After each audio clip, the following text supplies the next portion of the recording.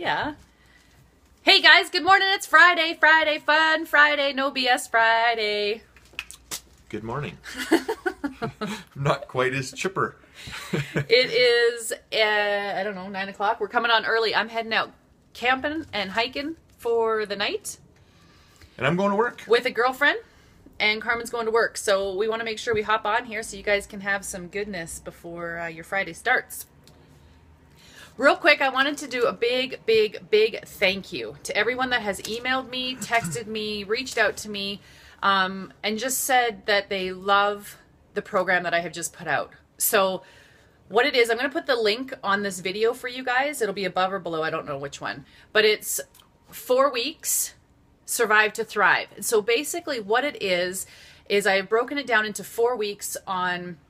If you're at a point in your life when you know you want to make a big decision or you want to make a change, whether it's with friends, your job, your housing situation, whatever it is, your family, hey Kath, and you're just not sure how to do it because we live in a lot of fear of just what the unknown is. And not everybody is like me. And I totally get that.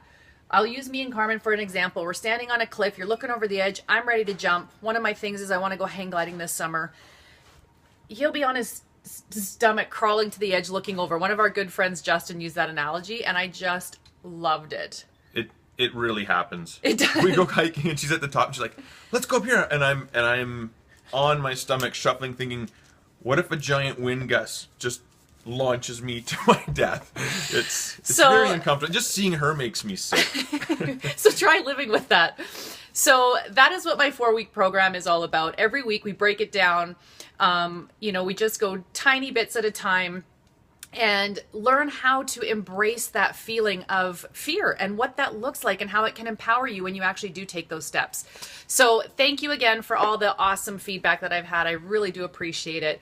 And today we are going on No BS Friday. And what this is, in case you're new to this, it is we ask each other questions and, hey, Teresa, and we tell each other the honest truth. So basically, it's a fun Friday. It's for you guys to get to know us a little bit better. Next week, we're going to go on love languages, couples love languages. I forgot to tell you. I thought about it this morning. Right. I'm like, hey, we're going to do love languages next week because I love that one. So. And if you guys have questions you want to ask us on No BS Friday, jump on. Yeah, they can be anything. There. We'll ask anything about us, about family, about couples, about business, friendships, anything like that. Okay, so I'm going to go first. Okay. What is one, and some of them are funny and some of them are serious, so doesn't matter what it is. What is one good thing? You know how sometimes with parents you always kind of go like, oh, my parents, I don't want to be like my parent, or, bad thing. What's one good thing you learned from either one of your parents, your mom or your dad, your real mom and dad, okay, that you brought into our family with the boys, that you bring to them, that you feel you bring to them? I know what awesomeness you bring, but what do you feel like you bring? I do bring a lot of awesomeness. And cheese. So from my... And cheese. I would say from my dad, work ethic. He was always an extremely hard worker, still is. I feel like I try to bring a little more balance, but learning how to work hard and what can come with that from my dad. From my mom, I think I learned that you can get through some really tough situations and probably more than you think you can handle. And so I think that's something I've embraced from her, and just her compassion for people. She was a single mom for a long time. I would agree with that. She was, She had you and Brennan, and she did awesome. Okay, Shout out to all you single moms out there. Yeah, no doubt. I'll start out and single dads. Easy one for you. Okay, sorry, my turn. Just a guilty pleasure. A guilty pleasure. Whether that's music or don't tell food me, don't or... No, because I don't associate guilt with food anymore. Okay, so that doesn't do that. There's a whole theology. Okay, let's just guilty pleasure. No guilt with food no more for this mama. A guilty pleasure would have to be a really, really cheesy romance novel, and not Danielle Steele. Big glass of wine. Big glass of wine. A guilty pleasure would have to be when I really want to shut my brain off and I just don't want to think at all and escape all reality. It is like, give me the biggest romance novel. Think like 50 Shades of Grey or... Not that extreme, but I did read that one. But it has to be, did. That was like Okay. 3 summers. Anyhow, but it has to have some mystery in it too. It has to be like this mystery, but really, because I don't like Danielle Steele. I don't like that. Sorry, Danielle. Sorry, Danielle Steele. Okay, next. What kind of kid were you in junior high? Dang it! Please, somebody post it on Facebook. Oh, I was gonna. Okay, well, you look for it on my phone. I was junior high. How would I describe junior high? You know, I was in a school that was grade 1 to 12 and had 100 kids. So it wasn't that You were in a hard to be private at the top of the food chain.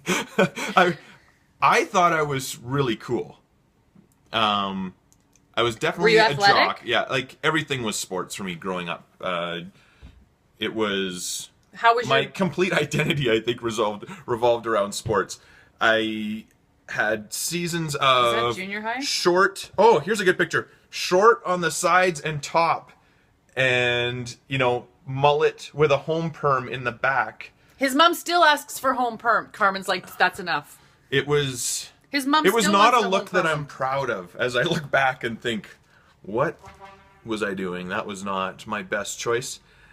We didn't But then meet sometimes then. I look back like 3 years and I see my hair and I'm like, that also was not the best choice. So, it's a process. Did you have good grades? I had grades. Usually I was kind of, We're the people. I was like 70s, except for phys ed.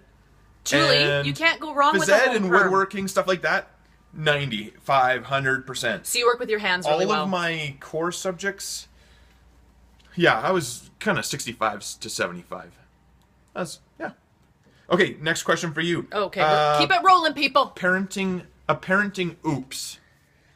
Okay, so Carmen said this about 10 minutes ago. He goes, babe, we're going to talk about parenting. Oops. And Cole walks by, our youngest. He's finishing up grade 10. He goes, was it this time, or this time? Like, he names like five things. He didn't have to think very long He about didn't have them. to think about very long. I'm like, well, it was actually none of those, but okay, I guess I can bring up any of those. But the one that I have in my head that always comes up, and any of my girlfriends, I know, we've all had one or two. All you parents out there, it's one of those things we just have a little bit of guilt that we live with sometimes for decisions that we've made. Now, I have one that's quite recent, but I'm not going to go down that path because my kids are older and it'll probably embarrass them. I know, Kathy. And we don't want to embarrass them. We don't want to embarrass them yet or humiliate them. Kathy and Jim have a picture of me that probably trumps anything, and he's saving it for the ultimate moment to I don't know. embarrass me. And this is the thing. So this is the problem when you've got, not problem, but when you've got friends from way back in the day, they can throw this kind of stuff up. I don't even have these pictures. I don't know where mine are. My mom might have. I don't know who has mine because I haven't had friends from that long ago. Okay, so what's your parenting Anyhow, oops? it was when Jake was 3 years old and we're getting ready to go out. This is like way back, but this one is ingrained in my brain and I feel so awful about it. There's zero judgment on here, please. No judgment, because you guys are going to be like, oh yeah.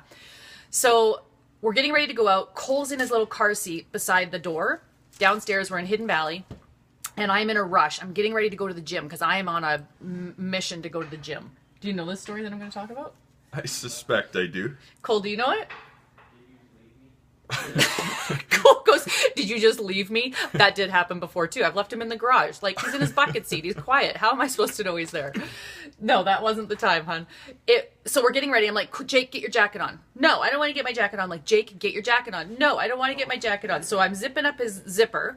And he's like, I don't want to go. And I go, stop it. And I smack his mouth really hard. And it just starts bleeding because of how hard I hit the lip on his tooth.